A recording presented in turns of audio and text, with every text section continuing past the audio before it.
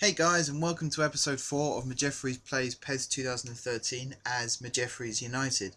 Now, you saw in the first game I played against Club Bruges that I won 2-0 quite comfortably. This is the first league game of the season. As you can see from the previous video, I did a couple more tweaks and changes to the team, signed Altig from Welling City, put a couple of players up for loan. I think I loaned a couple of them out, sold one or two. So now I'm in a good enough state to actually start the season. I have included this entire match in I think it's a two-parter video. The reason being I wanted everyone to see my first big proper competitive match in all its glory. I've got it on 10-minute halves. As the season goes on, I'll shorten the videos back to 5-minute halves, and I won't include every second of every match, and in some cases I won't even include a match. I'll just reveal the score and then move on with the series. So you can see I've got a good strong lineup. I've got Delamond playing in the floating attacking role just behind the striker, and I've got Bobo out on the left again where he can really utilise his pace. I'm a huge fan of him playing out on the left actually, because although he's a right-footed player, I like on PES more than on FIFA the idea of a right footer playing on the left and cutting inside onto their right foot. Reason being, you can get a lot more powerful shots, but at the same time you can still cross a ball in with his left foot on the left hand side if he needs to. So here we go for kick-off. Shooting from left to right, obviously, because I am the home team. You can get a good, sort of good look at my stadium as well. It's not the biggest stadium in the game. I think I can only have, I think it's like 50,000 fans or something, which, I mean, I don't even think the stadium can hold that many looking at it, but the game sort of claims it can. And I chose the stadium design because of the architecture and not because of its capacity, because the area that I wanted this stadium to originally be built in, there's a sports park not too far from where I live in Welling City, and they have what's called the Bowl, which is a running track. It's got a cycle track around the outside and it's got a football pitch in the middle. I will pause for a second and say that is a very good start to the game from Drusen, one of my young Englishmen.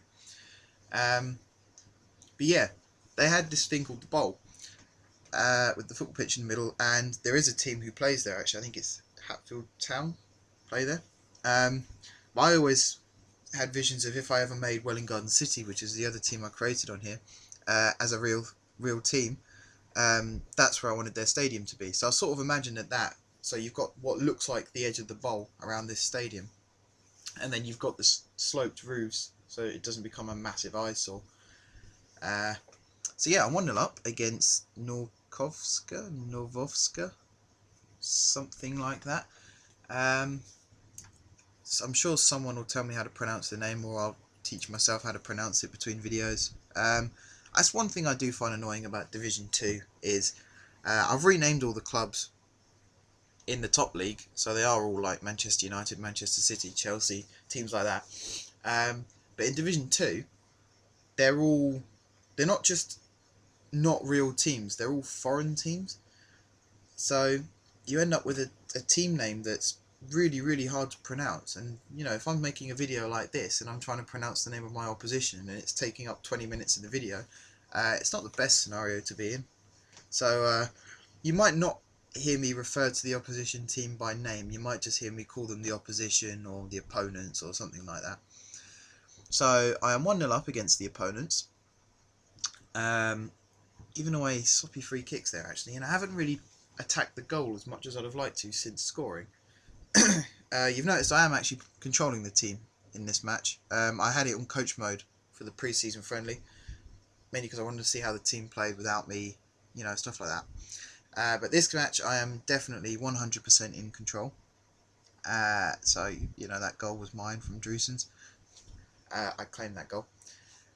And for now I'm trying to attack. I always like attacking on PES. I end up winning matches. If I have it on too easy a difficulty, I end up winning matches like 10-0, which for me that takes the realism out, so I've always turned up the difficulty since. But I like attacking. You can score some really good goals on PES if you get the shots right and then you get through balls right and things like that. So that's the main reason why I like controlling the team, is because you can score some absolutely fantastic goals. which I could have done there actually if I'd got the pass through to Delmon properly. But you know, every team makes a mistake from now. I like the way that my team sits back comfortably and helps win the ball back whenever the attack breaks down. That's something which I've always looked to instill in my teams. I like a team who can attack thoroughly and defend properly. That's how I operate. Uh, you do end up with the odd mistake, like if you try and spring the offside trap, you end up getting caught out.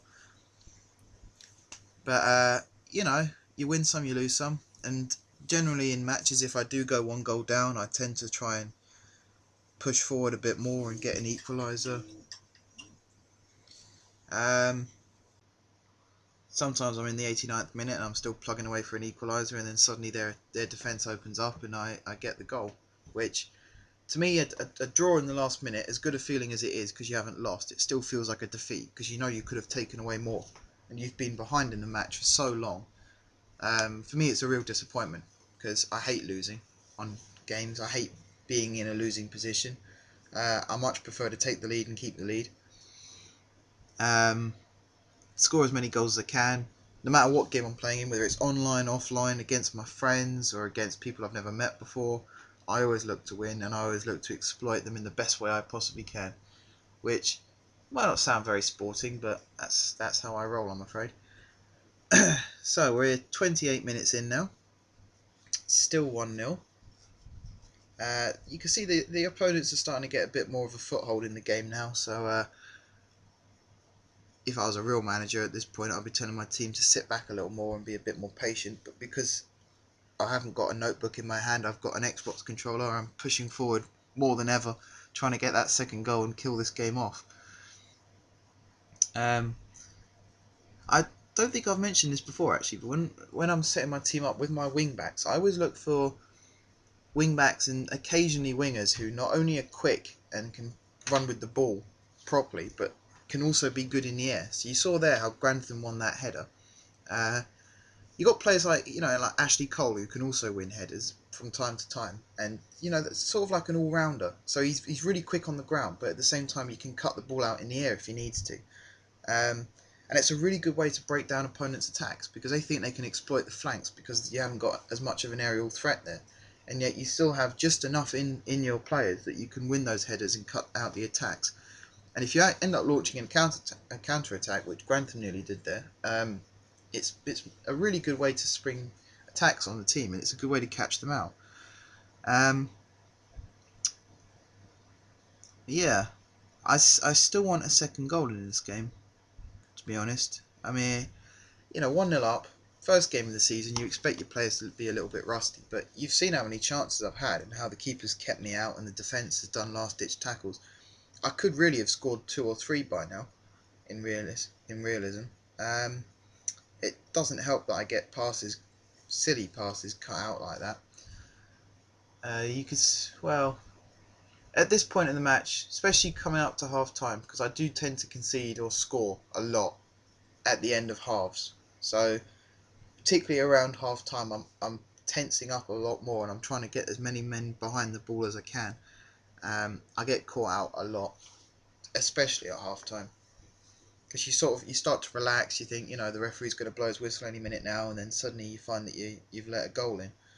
And again, it's a huge disappointment. And when that happens in the 90th minute, if there's anything worse than drawing when you've been behind for so long, it's drawing when you've been ahead for so long.